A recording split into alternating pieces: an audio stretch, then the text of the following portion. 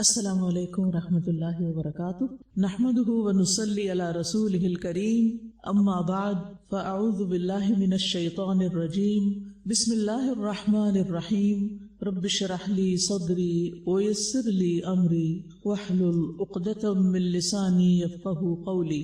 آج کا ٹاپک ہے ہر حال میں اللہ تعالیٰ کی حمد و ثنا بیان کریں۔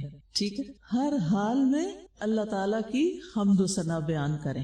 حمد و ثنا، اللہ کی تعریف، اور خاص طور پر بیماری کی حالت میں، تکلیف کی حالت میں۔ اور بیماری سے مراد صرف جسمانی بیماری نہیں بلکہ ذہنی، نفسیاتی، روحانی، جسمانی، قلبی، اخلاقی، کسی بھی مشکل میں گرفتار ہے۔ اب ہم تکلیف میں اور آپ کہتے ہیں اللہ کی تعریف بیان کریں، وہ کیوں؟ اس لیے کہ اللہ سبحانہ و تعالیٰ نے ہمیں ان گنت نعمتیں عطا کی، اور کچھ نعمتیں وہ ہیں جو ہمیں بظاہر زحمت محسوس ہوتی جبکہ حقیقت میں وہ بھی رحمت ہوتی۔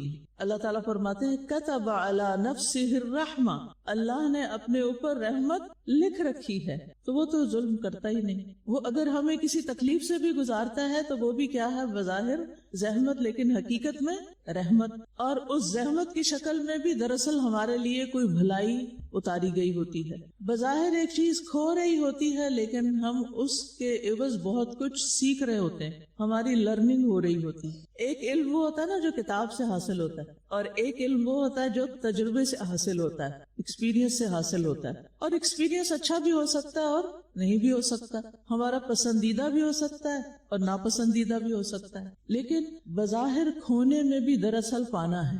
اور جو پانے کا احساس رکھتا ہے کہ میں اچیور ہوں، میں اس وقت کچھ پا رہا ہوں۔ مومن کو جب تکلیف آتی، کانٹا بھی چبھتا ہے تو کیا ہوتا ہے؟ اس کے لیے کیا لکھا جا رہا ہوتا ہے؟ اجر۔ تو وہ پا رہا ہے نا کچھ۔ تو جس کے اندر پانے کا احساس ہوتا ہے کہ میں اس سچویشن سے بھی کچھ پا رہا ہوں، تو اس کی زبان سے کیا نکلتا ہے؟ الحمدللہ، الحمدللہ۔ اور بیماری تو آزمائش ہونے کے ساتھ ساتھ اللہ تعالیٰ کی ایک نعمت بھی ہے، کیونکہ اس میں بہت سے ہمارے لیے فائدے بھی ہوتے ہیں۔ تو بندہ مومن ہر حال میں اللہ تعالیٰ کی حمد و ثنا کرتا ہے، اور اس طرح وہ اللہ تعالیٰ کے فیصلے پر رضامندی کا اظہار کرتا ہے کہ اللہ میں اس حال میں بھی آپ سے راضی ہوں۔ میں سمجھتا ہوں کہ آپ کے اس فیصلے میں کہ مجھے اس امتحان سے گزارنا ہے، اس میں بھی خیر ہے۔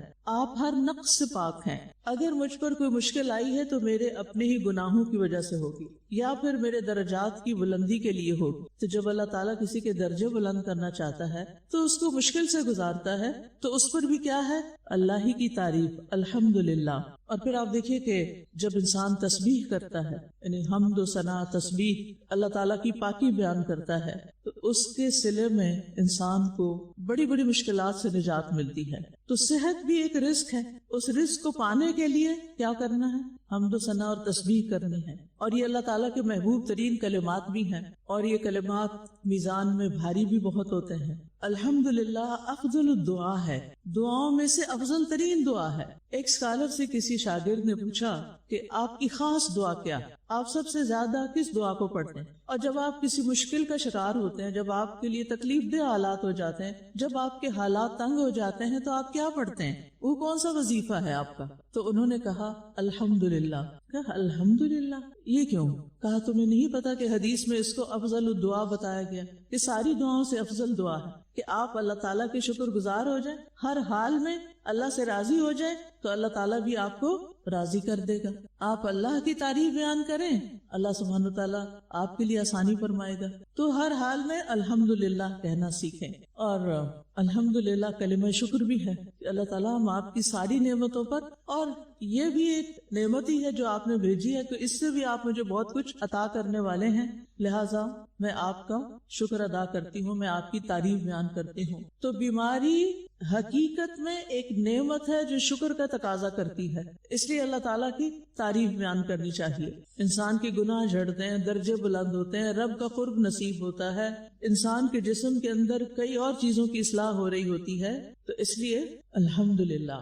رسول اللہ صلی اللہ علیہ وسلم نے فرمایا اللہ تعالیٰ جس کے ساتھ خیر و برکت کا ارادہ فرماتا ہے اسے مصائب و آلام میں مبتلا کر دیتا ہے. کتنی عجیب بات ہے، دنیا میں کہیں اور آپ نے یہ نہیں پڑھی ہوگی کہ اللہ تعالیٰ جس کے ساتھ خیر و بھلائی کا ارادہ کرتا ہے اس کو مشکلات کا شکار کر دیتا ہے، اس کو اسٹرانگ کرنا چاہتا ہے، اس کو بلندی عطا کرنا چاہتا ہے. مشکلات کا سامنا کرنے والے لوگ 4 قسموں میں ہوتے ہیں. نمبر 1، وہ جو مشکل میں ناخوش ہوتا ہے، اور جو ناخوش ہوتا ہے اللہ تعالیٰ بھی اس سے کیا کرتا ہے، جو ناراض ہوتا ہے اللہ سے کسی مشکل پر، اللہ تعالیٰ بھی اس سے ناراض ہو جاتے ہیں. اور یہ ناخوشی اور اللہ سے ناراضگی انسان کو اللہ تعالیٰ سے وہ دور کر دیتی ہے. دوسری قسم، مشکل حالات میں صبر کرنے والے لوگ. صبر کرنے والے یہ بھی بہت اچھے لوگ ہیں، کیونکہ ہمارا دین ہمیں کیا سکھاتا ہے. اور مومن 2 حالتوں میں سے ایک حالت میں ہوتا ہے، جب نعمت اس کو کوئی ملتی شکر ادا کرتا ہے، جب تکلیف آتی ہے تو وہ صبر کرتا ہے. تو یہ کیا ہے، مومن کے لیے ایک بارڈر لائن ہے کہ اتنا تو کرنا ہی کرنا ہے. ٹھیک ہے. تیسرا درجہ ہے ان لوگوں کا جو مشکل حالات میں اللہ کی رضا میں راضی اور خوش رہتے ہیں.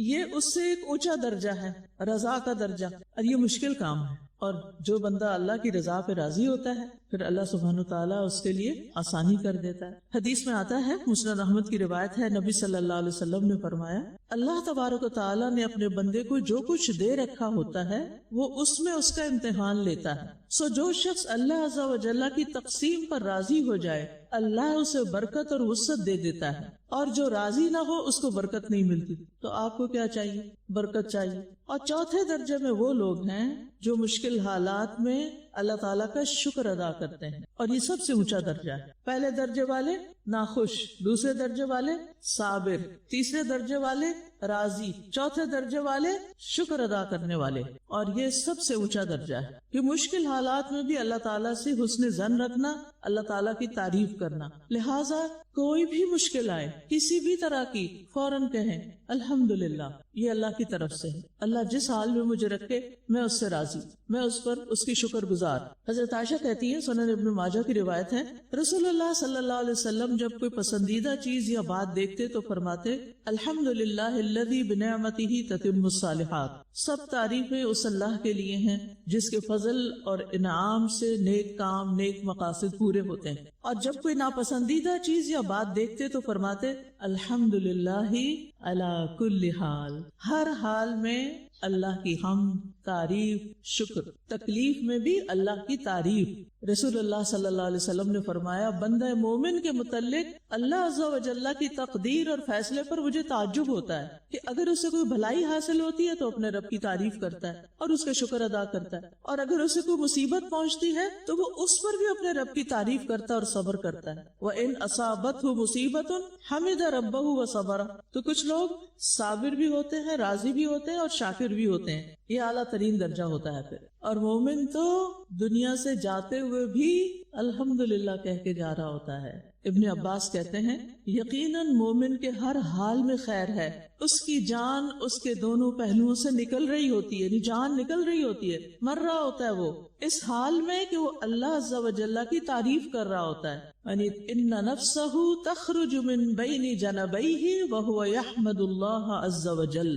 کبھی سوچا اس پر آپ نے کہ میری جان نکلنے کا وقت ہے اور میں کہتی ہوں الحمدللہ الحمدللہ الحمدللہ. اور کل کسی نے اپنے فادر کا اسی طرح واقعہ سنایا کہ ان کی شوگر اتنی ہائی ہو گئی کہ ان کے پاؤں میں گینگرین ہو گئی، ایک انگلی کٹی پھر دوسری کٹی. ہر دفعہ کہتے تھے الحمدللہ الحمدللہ. پھر تکلیف اور اوپر چلی گئی تو ڈاکٹر نے کہا ٹانگیں کاٹی جائیں گی، کہا الحمدللہ. اور پھر کچھ عرصے کے بعد ان کی وفات ہوئی. کہتے ہیں کہ چہرے پر ایسی مسکراہٹ تھی اور چہرہ چمک رہا تھا وفات کے بعد بھی، کیونکہ ہر حال میں انہوں نے کیا پکڑ لیا؟ الحمدللہ. کہ میں نے زندگی میں اتنی نعمتیں دیکھی ہیں، تب اس تکلیف میں بھی کوئی خیر ہے، یہ بھی میرے رب کا فیصلہ ہے. تو آپ نے اپنے لیے کون سا درجہ سلیکٹ کرنا ہے؟ ہر حال میں الحمدللہ اور ہر مشکل میں الحمدللہ. الحمدللہ بہترین دعا ہے، بہترین دوا ہے، بہترین علاج ہے، کیونکہ شکر گزار بندہ ہی دراصل الحمدللہ کہہ سکتا ہے. اور اللہ کا وعدہ ہے لئن شکرتم لازیدنکم. اور حمد کیا ہوتی ہے دراصل؟ اللہ کی عظمت بیان کرنا، اس کی تعریف بیان کرنا، محبت کے ساتھ اس کی خوبیاں بیان کرنا. یعنی ہم نکلتی ہے محبت کی وجہ سے. جس کو اللہ سے محبت ہوتی ہے، آپ دیکھیں کہ بچہ جب رو رہا ہوتا ہے تو ماں تنگ ہوتی ہے کہ نہیں؟ ہوتی ہے نا. پھر ماں کیا کرتی ہے اس کے ساتھ؟ 2 لگاتی. ہاں کچھ لگاتی بھی ہیں، لیکن ماں کی محبت ایسی ہوتی ہے، وہ جو بچہ روتا ہے تکلیف میں ہوتا ہے وہ اور سینے سے لگاتی ہے، پیار کرتی ہے، لاڈ کرتی ہے. کیوں کرتی ہے؟ محبت کی وجہ سے. تو جس بندے کو اللہ سے محبت ہوتی ہے نا، وہ محبت کے ساتھ اللہ کی تعریف، یعنی حمد کا مطلب ہی ہے کہ محبت کے ساتھ اللہ کی تعریف، صرف تعریف نہیں. ٹھیک ہے، ہماری تعریف سے اللہ تعالیٰ کو کوئی فائدہ پہنچتا ہے؟ نہیں. اور ہم نہ تعریف کریں تو اس کو کوئی نقصان ہوتا ہے؟ نہیں. وہ بے نیاز ہے. تو یہ دراصل بندوں کے اپنے ہی فائدے کے لیے. ہمیں فرق پڑتا ہے، اگر ہم تعریف کرتے ہیں تو ہمیں نعمت مل جاتی ہے، اگر نہیں کرتے تو ہمیں ہی فرق پڑتا ہے، ہماری تکلیف اور بڑھ جاتی ہے. غم مناتے رہنے سے غم کم نہیں ہوا کرتے، بلکہ اور زیادہ ان میں اضافہ ہو جاتا ہے. امام راضی کہتے ہیں، جان لو کہ حمد نعمت کی تعریف ہے، اور نعمت کی تعریف اس نعمت کی معرفت کے بغیر ممکن نہیں. نعمت کی معرفت حقیقت میں منعم حقیقی کا ادراک ہے.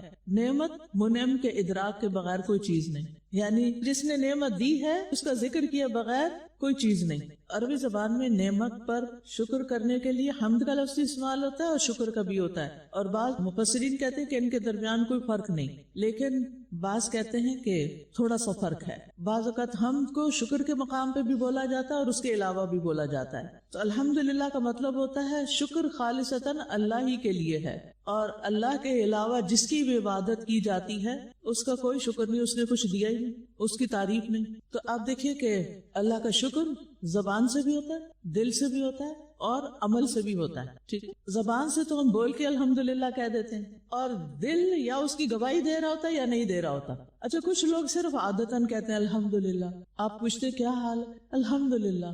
اور سب ٹھیک ہے نا؟ بس کچھ نہ پوچھے. ابھی تو آپ کہہ رہے تھے الحمدللہ، ابھی آپ کہہ رہے ہیں کوئی حال نہیں. ان کا دل نہیں کہہ رہا ہوتا شکر، ان کا دل سے تعریف نہیں نکل رہی ہوتی، زبان کہہ رہی ہوتی رسمن. جیسے ہم عادی ہو گئے نا رسمن لوگوں کو خوش آمد کرنے پہ، تو پھر اللہ کے ساتھ بھی ایسے ہی معاملہ کر رہے ہوتے ہیں. تو اپنا جائزہ لیتا ہے، دل تو ہم خود ہی دیکھ سکتے ہیں نا کیا کر رہا ہے. تو سب سے پہلی تعریف اور شکر کہاں سے ہوگی؟ الحمد. محبت سے تعریف کریں گے، اندر سے کریں گے، اور پھر عمل اس کے مطابق کریں گے. تو یہ ہے اصل میں محبت کا اظہار. اچھا، میں نے یہ عرض کیا تھا کہ اللہ کی تعریف کرنا ہمیں فائدہ دیتا ہے، اللہ کو نہیں دیتا. وہ ہمیں کیا فائدہ ملتا ہے؟ آپ میں سے کوئی بتائے گا ہمیں کیا فائدہ ملتا ہے؟ یس، دل کا اطمینان، دل کی راحت. ایمان بھی پختہ ہوتا ہے اور دل کو راحت بھی ملتی ہے، اللہ کی رضا حاصل ہوتی ہے. پھر اللہ تعالیٰ کا وعدہ ہے کہ بس یجزی اللہ الشاکرین، شکر گزاروں کو اللہ ضرور جزا دے گا اور جلد ملے گی. اور جو نعمتیں ہم سے چلی گئی، مثلا صحت چلی گئی، وہ بھی واپس آئے گی.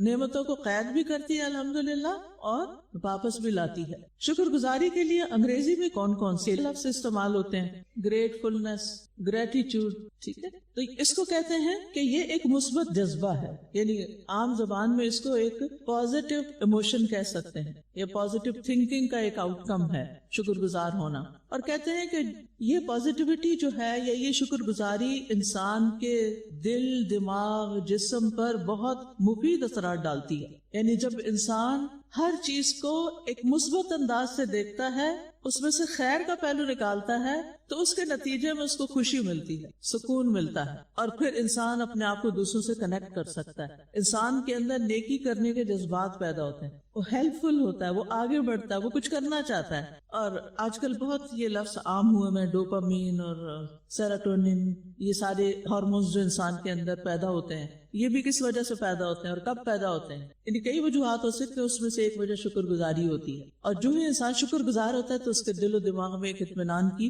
لہر دوڑ جاتی ہے، اور پھر اس کا آؤٹ کم ہیپینس کی شکل میں ہوتا ہے. اور پھر اسی طرح یہ ہے کہ جب ہم دوسروں کا شکریہ ادا کرتے ہیں، ان سے محبت بھرا رویہ اختیار کرتے ہیں، ان کے دکھ درد کو محسوس کرتے ہیں، ان کی مدد کرنے کے لیے آگے بڑھتے ہیں، ان کے کام یا مشکل کو اپنی مشکل بنا لیتے ہیں، اس کے لیے کوئی حل نکالتے ہیں، کوئی سولوشن نکالتے ہیں، تو پھر اس سے تعلقات میں اعتماد اور قرابت پیدا ہوتی ہے، ہمارے تعلقات سٹرونگ ہوتے ہیں. تو شکر گزار انسان اللہ کا تو ہوتا ہی ہے. جو شکر گزار ہوتا ہے نا، پھر وہ ہر ایک کا شکر گزار ہوتا ہے، انسانوں کا بھی شکر گزار ہوتا ہے. اور اسی طرح جن چیزوں سے وہ فائدہ اٹھاتا ہے ان سب کے بارے میں سوچ کے وہ خوش ہوتا ہے. اور جب انسان شکر گزار ہوتا ہے، پازیٹیو ہوتا ہے، تو کہتے ہیں کہ اس کے جو نیورل سرکٹس ہوتے ہیں وہ ایکٹیویٹ ہوتے ہیں. اس کے نتیجے میں انسان کا ڈپریشن، انزائٹی وغیرہ ختم ہوتی، نیند اچھی ہو جاتی ہے، دل کی کارکردگی بہتر ہو جاتی ہے. تو اس سے پتہ چلتا ہے کہ تکلیف میں ہمیں مثبت جملے ادا کرنے چاہیے. ٹھیک ہے,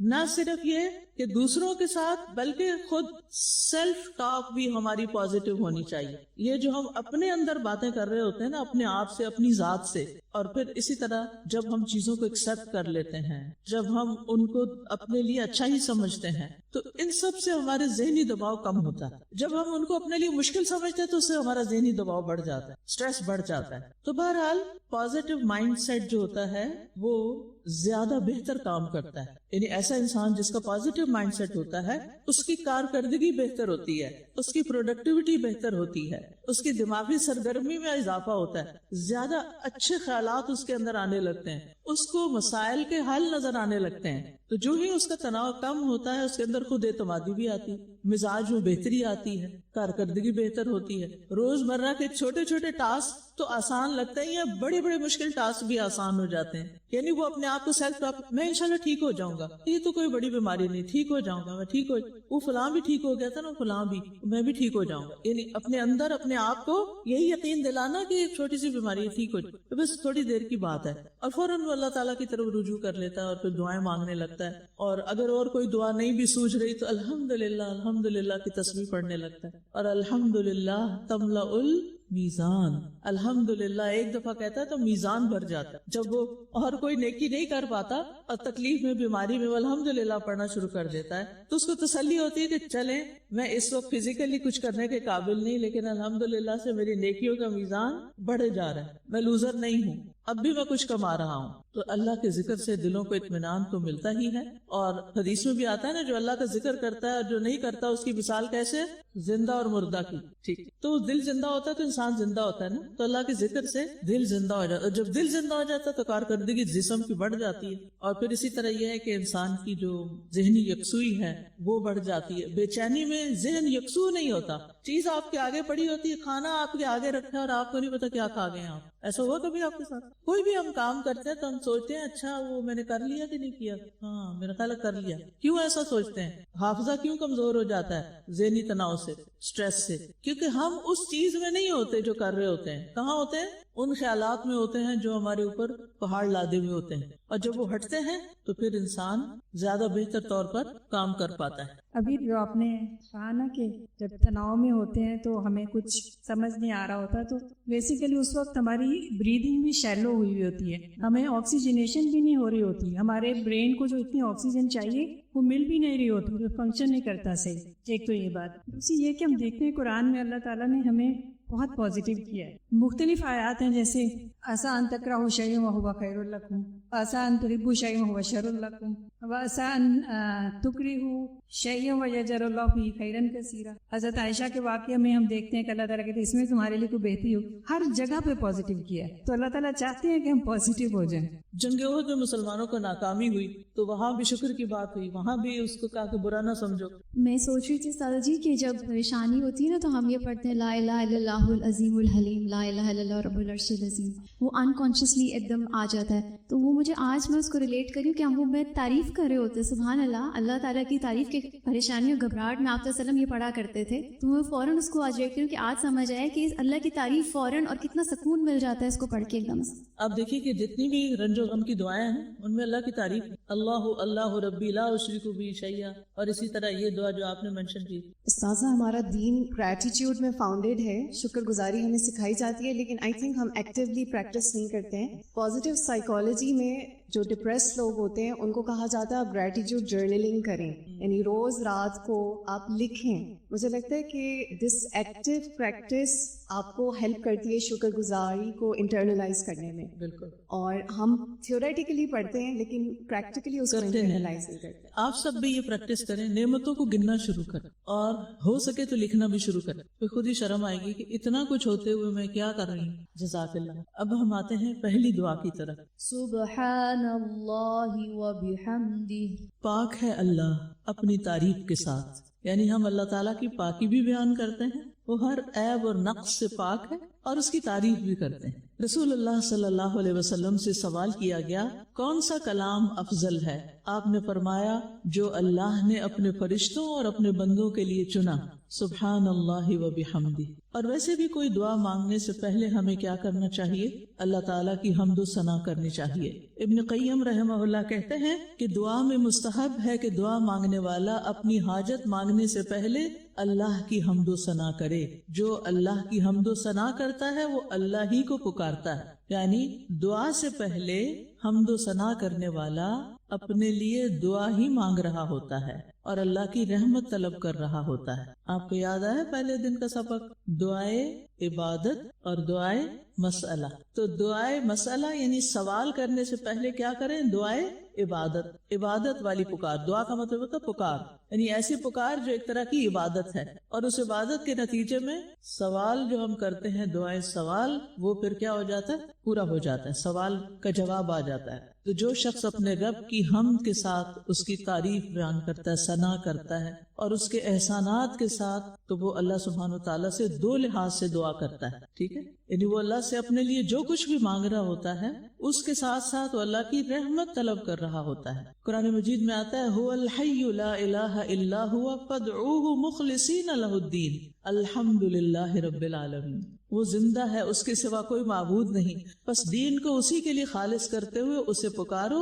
تمام تعریفیں اللہ کے لیے ہیں جو تمام جہانوں کا رب ہے. پکارو کہہ کے الحمدللہ کی بات کر دی گئی. ٹھیک ہے، تو سبحان اللہ میں سب سے پہلے لفظ جو ہے سبحان، یہ تسبیح سے ہے. تسبیح کا مطلب ہوتا ہے اللہ تعالیٰ کی پاکی بیان کرنا، کہ اللہ تعالیٰ ہر عیب، نقص، کمزوری، خطا اور برائی سے پاک ہے. یہ 5 لفظ لکھ لیں. اللہ تعالیٰ ہر عیب، نقص ہوتا کمی، کمزوری، خطا اور برائی سے پاک ہے. اللہ تعالیٰ اپنے اقوال میں، اپنے افعال میں، اپنی صفات میں ہر عیب سے پاک ہے. اللہ تعالیٰ ہر اس چیز سے پاک ہے جو اس کی شان کے لائق نہیں. اللہ تعالیٰ ہر اس چیز سے دور ہے جو اس کے مرتبے اور مقام کے مناسب نہیں. یعنی کچھ چیزیں اللہ تعالیٰ کے مقام، مرتبے اور ادب کے خلاف ہوتی ہیں. اللہ تعالیٰ ان چیزوں سے بھی بری ہے، پاک ہے. اب تکلیف، بیماری اور مصیبت آئی ہے اور ہم کہہ رہے ہیں سبحان اللہ و بحمدہ، کہ اللہ تعالیٰ آپ میں تو کوئی عیب ہے ہی نہیں، کوئی کمزوری ہے ہی نہیں. اس کا مطلب کیا ہے کہ اگر ہمیں کوئی تکلیف پہنچی ہے تو ہماری اپنی کوئی غلطی، وجہ، قصور، کوتاہی ہو سکتی ہے. آپ کی کوئی غلطی نہیں اس میں، آپ نے ہمارے ساتھ ظلم نہیں کیا. اور اللہ تعالیٰ اس سے پاک ہے کہ وہ کسی کے ساتھ کوئی ظلم کرے. وہ ذرے برابر بھی ظلم نہیں کرتا. ان اللہ لا یظلم مثقال ذرہ. اور مصیبت کے وقت تسبیح پڑھنا جو ہے وہ مصیبت کو دور کر دیتا ہے. اور اس کی مثال قوم یونس ہے. جب انہوں نے اکٹھے ہو کر اللہ کو پکارا تو ان کی نجات ہو گئی. اور یونس علیہ السلام کی نجات کس کی وجہ سے ہوئی تھی؟ تسبیح کی وجہ سے ہوئی تھی. مچھلی کے پیٹ سے نکل آئے تھے، سمندر کی گہرائی سے مچھلی اوپر آ گئی تھی، اندھیروں سے باہر آ گئے تھے، ان کا غم دور ہو گیا تھا. اور اللہ تعالیٰ فرماتے فلولا انہ کان من المسبحین للبث فی بطنہ الی یوم یبعثون. پھر اگر یہ بات نہ ہوتی کہ وہ تسبیح کرنے والوں میں سے تھا تو یقیناً وہ اس دن تک اس کے پیٹ میں ہی رہتا جب وہ اٹھائے جائیں گے. یعنی اگر یونس علیہ السلام تسبیح کرنے والے نہ ہوتے، اس کے علماء 2 معنی کرتے. ایک یہ کہ وہ اپنی اس مشکل سے پہلے کی زندگی میں بھی تسبیح کے عادی تھے. لولا کانا یعنی پاسٹ میں اگر وہ تسبیح کرنے والے نہ ہوتے تو آج ان کی بات نہ سنی جاتی. اور دوسرے کہ عین اس مشکل کے وقت اگر وہ تسبیح نہ کرتے تو باہر نہیں نکل سکتے تھے. گویا تسبیح نجات دلانے والی ہے کس سے؟ تکلیفوں سے، مشکلات سے، بیماریوں سے، دکھوں سے، غموں سے. واضح؟ تو بیماری کے وقت تسبیح کیوں پڑھیں؟ ایک لائن میں کیا جواب دیں گے آپ؟ کیونکہ یہ انسان کو تکلیف سے نجات دلاتی ہے، جیسے یونس علیہ السلام کو تسبیح کی وجہ سے نجات ملی تھی. ٹھیک ہے. سورۃ الانبیاء آیت 87. اور مچھلی والے یعنی یونس علیہ السلام کا ذکر کیجئے. جب وہ اپنی قوم سے غضبناک ہو کر چلا گیا تو اس نے سمجھا کہ ہم ہرگز اس پہ قادر نہ ہوں گے. پھر اس نے اندھیروں میں پکارا کہ تیرے سوا کوئی معبود نہیں، تو پاک ہے، بے شک میں ہی ظلم کرنے والوں میں سے. تو اس سے پتہ چلتا ہے کہ وہ پہلے بھی تسبیح کرتے تھے اور وہاں عین اس مشکل میں بھی انہوں نے تسبیح کی تھی. نتیجہ کیا ہوا؟ فاستجبنا له ونجیناہ من الغم وکذالک ننجی المؤمنین. مومنوں کو بھی ہم اسی طرح نجات دیتے ہیں. لہٰذا ہمارے لیے کیا ہے کہ غم میں، تکلیف میں، بیماری میں کیا کریں؟ تسبیح کریں. کیا اس کا حکم نبی صلی اللہ علیہ وسلم کو بھی دیا گیا؟ کچھ یاد کریں، قرآن میں ہے نا، سورۃ الحجر آیت نمبر 97 98. اور یقیناً ہم جانتے ہیں کہ بے شک آپ کا سینہ ان باتوں سے تنگ ہوتا ہے جو یہ بناتے ہیں، پس آپ اپنے رب کی حمد کے ساتھ اس کی تسبیح کیجئے اور سجدہ کرنے والوں میں سے ہو جائیے. کیا لوگوں کی باتیں آپ کو بیمار کرتی ہیں، دکھی کرتی ہیں، غمگین کرتی ہیں؟ کبھی تکلیف محسوس کی آپ نے کسی کی بات سے، امی کی ڈانٹ سے، یا ہسبینڈ کی لڑائی جھگڑے سے، یا کسی دوست کے تانوں سے؟ کچھ لوگ یاد ہوتا ہے تانے دیتے ہیں، ہوتی؟ یا آپ کے دین کی وجہ سے کوئی مخالفت، آپ سارا وقت سوچ بچار میں، اب میں اس راستے پہ چلی ہوں تب میرے لیے اتنی باتیں کرتے ہیں لوگ، میرے اپنے بھی پرائے، میری تو سہیلیاں ہی چھوڑ گئی مجھے. علاج کیا ہے؟ تسبیح. فسبح بحمد ربک وکن من الساجدین. ٹھیک ہے، اب سجدے میں بھی ہم کیا کرتے ہیں؟ تسبیح. ویسے بھی تسبیح کر سکتے ہیں لیکن تسبیح کا اصل مقام سجدے میں ہے. لہٰذا نماز کے اندر جو تسبیح ہوتی ہے وہ بہت ویلیوبل ہوتی ہے. اگر دیکھا جائے تو ساری مخلوق اللہ کی تسبیح بیان کر رہی ہے. ٹھیک ہے، اسی طرح سورۃ طٰہٰ آیت نمبر 130، اس میں اللہ سبحانہ وتعالیٰ نبی صلی اللہ علیہ وسلم کو صبر کرنے کی تلقین کرتے ہیں اور لوگوں کی باتوں پر صبر کر کے کچھ کرنے کا بھی حکم دیتے. اچھا، ہم جب کسی کو کہتے ہیں نا صبر کرو صبر کرو، سولوشن کو نہیں دیتے، اس کو حل نہیں بتاتے، وہ پھر کرو کیا؟ صبر تو کر لیا، اب کرنا کیا ہے؟ تو ایک ہوتا ہے یہ نہ کرو، تو پھر دوسرا بھی بتانا ہوتا ہے کیا کرو. اب مثلاً میں ہمیشہ مثال دیتی ہوں کہ بچے نے اگر چھری پکڑ لی ہے تو ماں کھینچ کے نہیں لے سکتی. کیسے کرے گی؟ اس کا پسندیدہ کھلونا اس کو دکھائے گی، یہ لو، وہ کیا کرے گا؟ چھری پھینک کر کھلونا لے لے گا. تو یہی طریقہ ہے زندگی میں کہ لوگوں کو صرف یہ نہ کہو کہ یہ نہ کرو، بلکہ یہ بتاؤ کیا کرو. پہلے امر بالمعروف، پہلے بتا لو کہ کرنے کا کام کیا ہے، اور پھر نہی عن المنکر، یا لا الہ الا اللہ بھی بتاؤ، خالی لا الہ نہیں.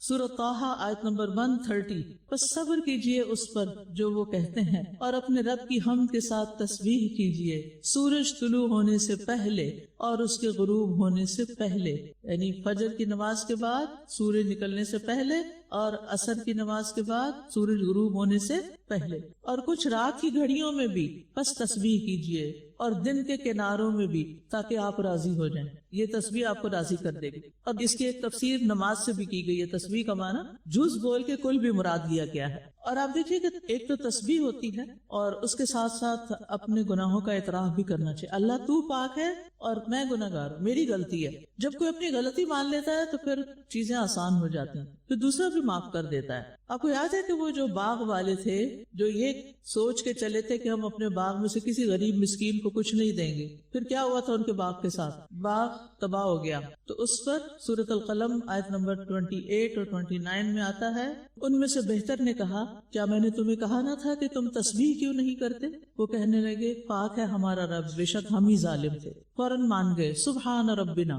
تو کبھی تسبیح انفرادی طور پر اور کبھی اجتماعی طور پر، یعنی سارے گھر والوں کو بھی اس پہ لگانا ہے. اور تسبیح کرنا دراصل اللہ تعالیٰ پر کسی بھی طرح کا الزام یا جھوٹ باندھنے کی نفی کرنا ہے. سبحان ربک رب العزت عما یصفون. اور پھر ساتھ جو ہے وہ بحمدہ کہ تعریف بھی کرنی ہے. سبحان اللہ و بحمدہ، یعنی تسبیح میں آپ نے نیگیشن کر دی کہ اللہ تعالیٰ ہر عیب سے پاک ہے، اور حمدہ میں اس کی تعریف کر دی. لہٰذا بیماری اور تکلیف میں اللہ تعالیٰ کی تعریف کرنی ہے. اور یہ کون کر سکتا ہے؟ جو اللہ تعالیٰ کی معرفت رکھے. اللہ تعالیٰ کی معرفت کے لیے کیا کرنا چاہیے؟ اللہ تعالیٰ کے ناموں کا پتہ ہونا چاہیے، صفات کا پتہ ہونا چاہیے. قرآن مجید میں بے شمار نام اور صفات آئے ہیں. ان صفات میں سے ایک نام اس کا الحمید بھی ہے، جو قابل تعریف ہے. یعنی کوئی اس کی تعریف کرے یا نہ کرے، وہ خود سے خود قابل تعریف ہے. اور اللہ سبحانہ وتعالیٰ اپنی تعریف کو پسند بھی کرتا ہے. اللہ تعالیٰ نے قرآن مجید میں 5 سورتوں کا آغاز الحمدللہ سے کیا ہے. اور جو حاملین عرش فرشتے ہیں وہ کیا کرتے ہیں؟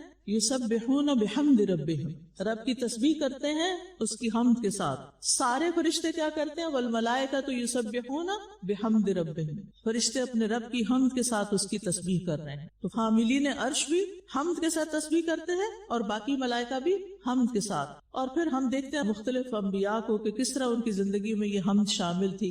حضرت نوح علیہ السلام کو جب نجات ملی تو انہوں نے کہا الحمدللہ الذی نجانا من القوم الظالمین. ابراہیم علیہ السلام کو جب اولاد ملی تو انہوں نے کہا الحمدللہ الذی وہب لی علی الکبر اسماعیل و اسحاق. داؤد اور سلیمان علیہ السلام بھی بڑے شکر گزار تھے، انہوں نے بھی کہا الحمدللہ الذی فضلنا علی کثیر من عبادہ المؤمنین. نبی صلی اللہ علیہ وسلم کو حکم دیا گیا قل الحمدللہ وسلام علی عبادہ الذین اصطفیٰ اللہ خیر اما یشرکون. ٹھیک ہے، اسی طرح مومن بندوں کی یہ صفت ہے کہ وہ اللہ کی حمد کرنے والے، التائبون العابدون الحامدون. ٹھیک ہے، تو یہ تعریف صبح شام بھی کرنی چاہیے تسبیح کے ساتھ. اور کب کرنی چاہیے؟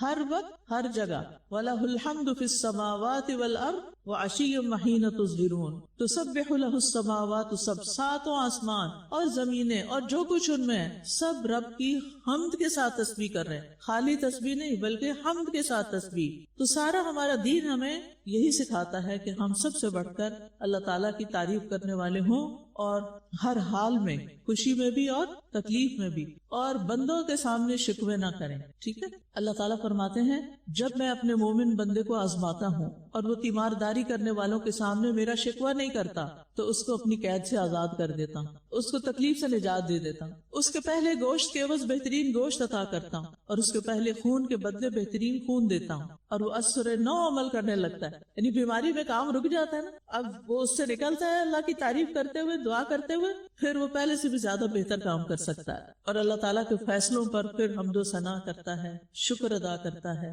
تو اللہ تعالیٰ سے دعا ہے کہ وہ ہمیں بھی شکر کرنے والا بنا دے. ایک لفظ ہوتا ہے شاکر اور ایک ہوتا ہے شکور. فرق پتہ؟ شاکر نعمت پر شکر کرتا ہے اور شکور تکلیف پر شکر کرتا ہے. ٹھیک ہے، شاکر نعمت پر شکر کرتا ہے اور شکور تکلیف پر. انشاءاللہ زندگی رہی تو کل ملیں گے اور باقی دعاؤں کی بھی فضیلت پڑھیں گے، ان کے معنی پڑھیں گے. بیسک کانسیپٹ جو تھا تسبیح کا، اللہ تعالیٰ کی حمد و ثنا کا، وہ میں نے آج آپ کے سامنے رکھ دیا ہے. انشاءاللہ آگے دعاؤں کی وضاحت ہوتی جائے.